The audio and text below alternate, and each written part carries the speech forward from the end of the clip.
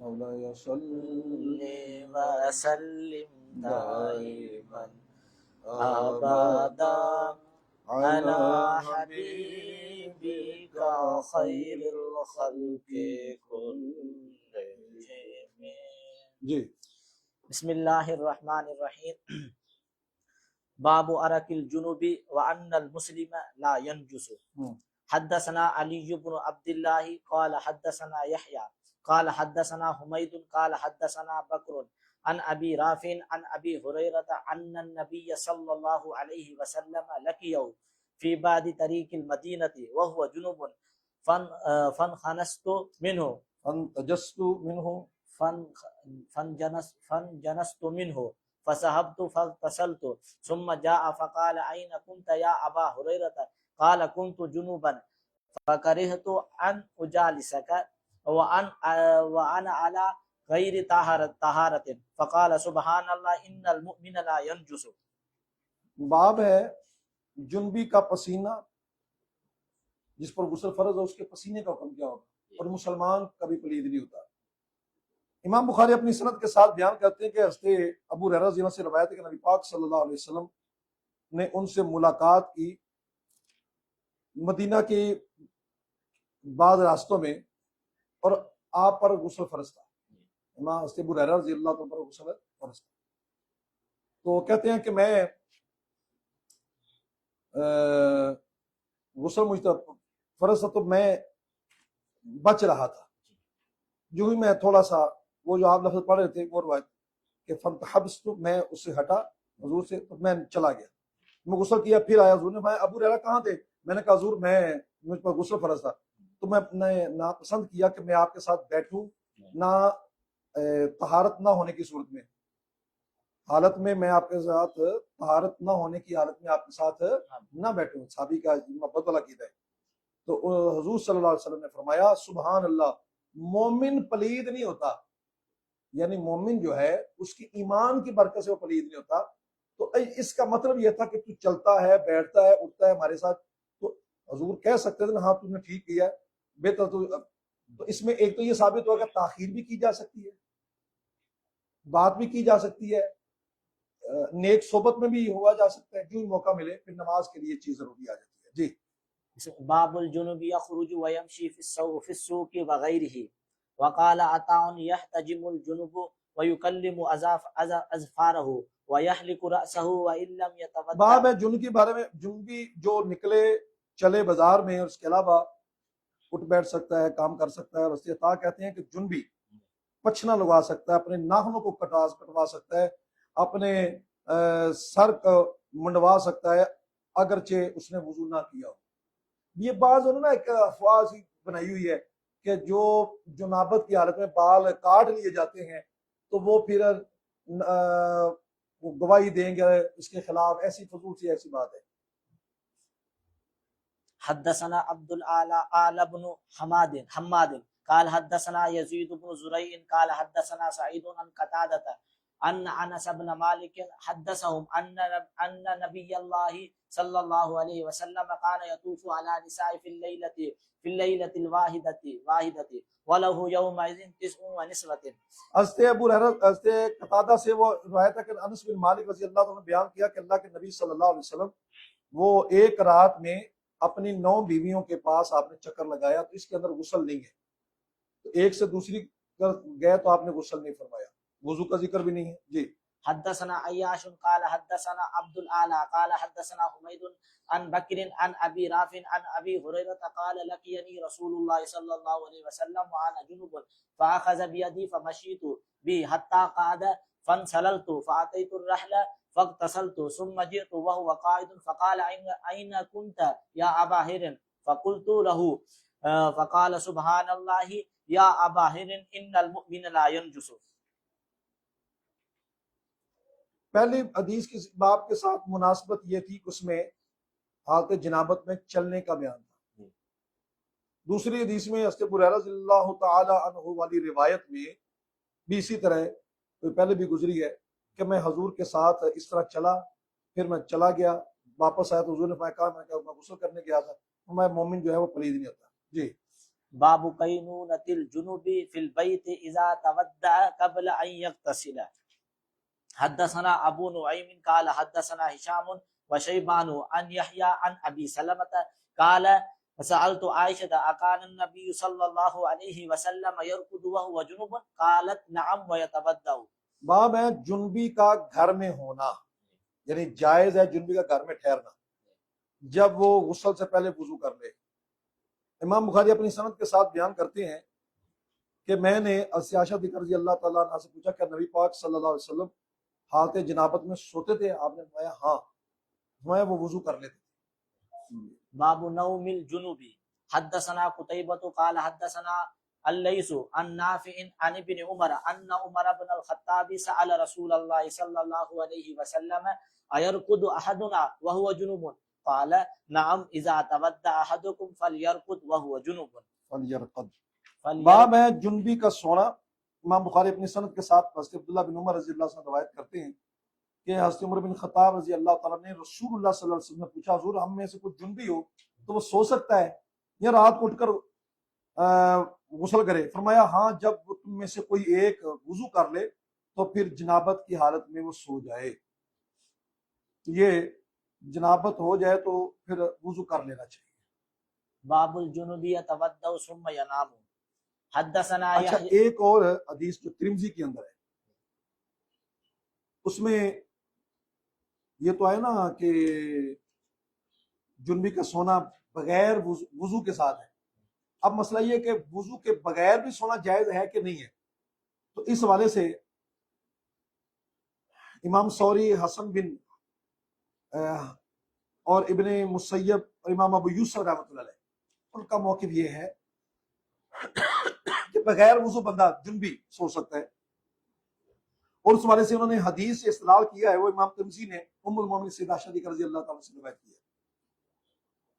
کہ رسول اللہ صلی اللہ علیہ وسلم ینام وہو جنب ولا یمس ماء، آپ جنابت کے عالم میں سوتے اور آپ پانی کو نہ چھوتے۔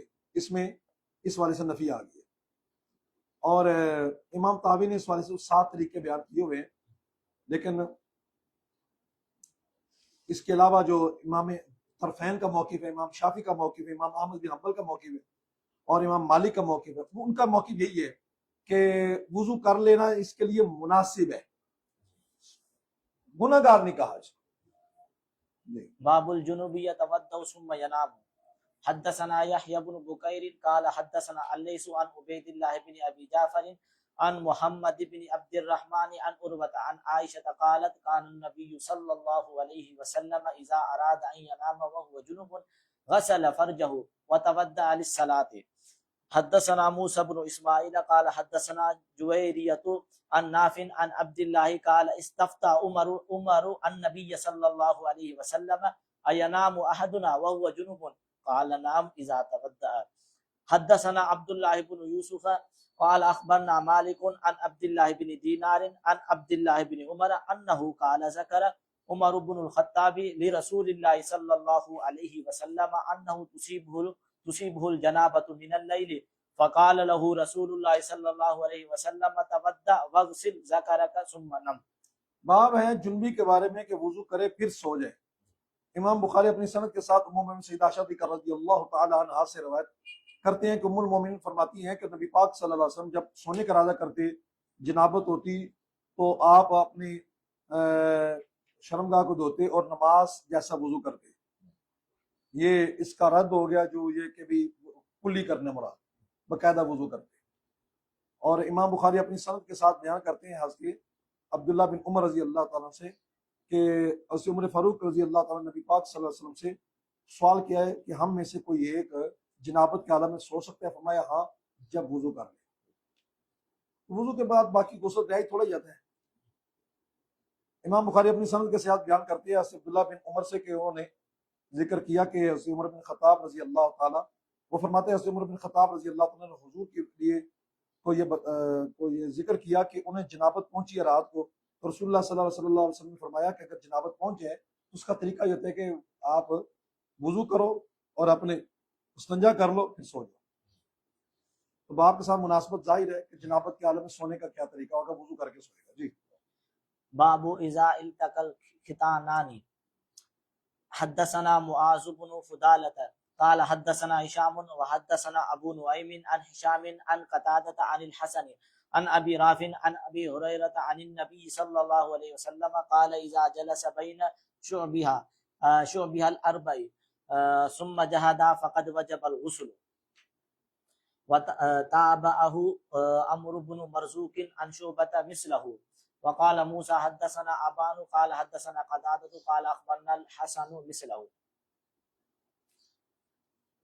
باب ہے کہ جب دونوں شرمگاہیں مل جائیں، ختنے والی جگہ دونوں مل جائیں، مرد عورت میاں بیوی، تو اس وقت غسل فرض ہو جاتا ہے، انزال اگرچہ نہ بھی ہو۔ امام بخاری اپنی سند کے ساتھ بیان کرتے ہیں کہ حضرت ابو ہریرہ رضی اللہ عنہ سے روایت ہے، وہ نبی پاک صلی اللہ علیہ وسلم روایت کرتے ہیں کہ جب کوئی بندہ اپنی بیوی کی چاروں ضد بیٹھ جائے تو پھر اس کو تھکا دے تو اس پر غسل فرض ہو جاتا ہے، یعنی انزال نہیں بھی ہوا تو غسل فرض ہو جاتا ہے۔ جی باب غسل ما يصيب من رطوبة فرج المرأة. حدثنا ابو معمر قال حدثنا عبد الوارث عن الحسين قال يحيى واخبرني ابو سلمة ان عطاء بن يسار اخبره ان زيد بن خالد الجهيني اخبره انه سأل عثمان بن عفان قال أرأيت إذا جامع الرجل امرأته فلم يمني قال عثمان يتوضأ كما يتوضأ للصلاة ويغسل ذكره قال عثمان سمعته من رسول الله صلى الله عليه وسلم فسألت عن ذلك علي بن أبي طالب زبير بن العوام وطلحة بن عبيد الله وأبي بن كعب رضي الله عنهم فأمروه بذلك. قال يحيى وأخبرني أبو سلمة أن عروة بن الزبير أخبره أن أبا أيوب أخبره أنه سمع ذلك من رسول الله صلى الله عليه وسلم. حدثنا مسدد قال حدثنا يحيى عن هشام بن عروة قال أخبرني أبي قال أخبرني أبو أيوب قال أخبرني أبي بن كعب أنه قال يا رسول الله صلى الله عليه وسلم إذا جامع رجل المرأة فلم ينزل قال يغسل ما مس المرأة منه ثم يتوضأ ويصلي. قال ابو عبد الله الغسل احبط وذاك الاخير انما بين لاختلافهم. والماء انقى. باب ہے کہ جو عورت کی شرمگاہ سے رطوبت پہنچے اس کو دھونا، فرج خارج سے جو رطوبت پہنچتی ہے، جو رطوبت لگتی ہے کپڑوں کو عورت کو لگ جاتی ہے وہ پاک ہوتی ہے، جو فرج داخل سے عورت کے کپڑوں کو لگتی ہے اس کے وہ ناپاک ہوتی ہے، اور عموماً فرج داخل سے لگتی ہے۔ امام بخاری اپنی سند کے ساتھ بیان کرتے ہیں کہ حضرت عطا بن یسار نے ان کو خبر دی کہ زید بن خالد جوہنی نے ان کو خبر دی کہ انہوں نے حضرت عثمان بن عفان سے مسئلہ پوچھا کہ آپ اس بارے میں ہمیں بتائیں کہ جب کوئی مرد اپنی بیوی کے ساتھ قربت اختیار کرتا ہے، انزال نہیں ہوتا، تو کیا کرے، غسل فرض ہوگا؟ عثمان غنی نے کہا وضو کرے جیسا کہ نماز کے لیے وضو کیا جاتا ہے اور اپنی شرمگاہ کو دھوئے۔ اچھا، یہاں آگے ذکر یہ نہیں آ رہا کہ باقاعدہ اس کے آگے غسل کا، یا احتمال ہے کبھی غسل نہیں ہے، یہ بھی احتمال ہے کہ ہو سکتا ہے رات کو سونے کا وہ بتا رہے ہوں کہ رات کو سونے کے لیے ایسا کر لو، جیسے باقی حدیثوں میں تھا، وہاں اب مناسبت مل جائے گی۔ تو حضرت عثمان نے کہا میں نے رسول اللہ صلی اللہ علیہ وسلم سنا، پھر میں نے حضرت علی سے اس بارے میں پوچھا، زبیر بن عوام، طلحہ بن عبید اللہ، ابی بن کعب، تو سب نے یہی حکم دیا، تو سب حکم یہی دینے والے تھے کہ انزال نہیں ہوا تو غسل فرض ہو چکا ہے، تو اب وضو کر لو نماز جیسا، اب سو جاؤ، تو پھر اٹھ کر غسل کر دینا۔ تو بس اگر بندہ کو مسئلہ بتاتا ہے تو سننے کے اندر بھی ایسا ہو جاتا ہے۔ ابو ایوب نے خبر دی کہ انہوں نے رسول اللہ صلی اللہ علیہ وسلم سے ایسے سنا۔ امام بخاری اپنی سند کے ساتھ بیان کرتے ہیں کہ مجھے ابو ایوب نے خبر دی، وہ کہتے ہیں مجھے ابی بن کعب نے خبر دی کہ انہوں نے کہا یا رسول اللہ، جب کوئی بندہ اپنی بیوی سے قربت اختیار کرے، انزال نہ ہو، تو فرمایا جو عورت سے اس کو پہنچا ہے رطوبت وغیرہ اس کو دھو لے، پھر وضو کر لے، وہی صلی، اور نماز پڑھ لے۔ یہاں پر جو ہے نا نماز پڑھ لے، تو اب اس میں ابن حجر اسقلانی کہتے ہیں کہ یہ جو حکم تھا وضو پر اکتفا کرنا، پھر وضو کر لے اور نماز پڑھ لے، تو وضو پر اکتفا کرنے والی جو حدیث ہے وہ منسوخ ہوگی۔ اور ابن ابی شیبہ نے روایت کیا اور نکلا اس سے عبداللہ بن عباس سے کہ یہ جو حدیث ہے کہ الماء من الماء، پانی پانی سے، یہ خاص صورت مخصوصہ پر ہے کہ جو بندے کو خواب کے اندر یہ نوعیت واقع ہوتی ہے۔ یہ تعویل ہے ایسی ہے کہ جس میں دونوں حدیثوں کو جمع کیا جا سکتا ہے بغیر تعارض کے، کہ وضو پر خالی اکتفا کرنا اور غسل نہ کرنا یہ حدیث منسوخ ہے۔ یہ حدیث منسوخ کریں گے تو پھر باقیوں پر عمل ممکن ہوگا۔ اور جو حدیث آتی ہے الماء من الماء، تو یعنی اب تین قسم کے ہمارے پاس روایتیں آ گئی نا، انزال ہو تو پھر غسل فرض ہوگا، جیسے کہ الماء من الماء۔ ایک روایت آ رہی ہے کہ انزال نہیں ہوا تو فرمایا غسل کریں گے، جس طرح پیچھے باپ باقاعدہ ہے کہ ختنین مل جائے تو غسل فرض ہو جاتا ہے۔ اب تیسرا یہ آ گیا کہ رطوبت جو لگ جائے، انزال نہیں ہوا تو فرمایا قربت کر لی ہے، انزال نہیں ہوا تو وضو کر کے نماز پڑھ لے۔ یہ والی روایت منسوخ ہے، اکتفا بالوضو والی روایت منسوخ ہے، اور باقی دو روایتیں قابل عمل، ان میں تطبیق ہے کہ الماء من الماء کا تعلق جو ہے وہ خواب کے ساتھ ہے۔ خواب میں کسی کو احتلام ہو جائے تو چونکہ پانی والا سلسلہ ہے تو اس کا تعلق اس کے ساتھ ہے کہ خواب کے اندر انزال ہو جائے تو پھر یہ الماء من الماء والی حدیث اس پر صادق آئے گی، اور جب دو خطرے مل جائیں تو پھر اس کے اوپر غسل فرض ہو جاتا ہے، وہ باقاعدہ انزال نہ ہو تو پھر اس وقت یہ والی حدیث اس پر صادق آ جائے گی، تو یہ تطبیق ممکن ہے۔ مولا صلی وسلم ابدا علی حبیبک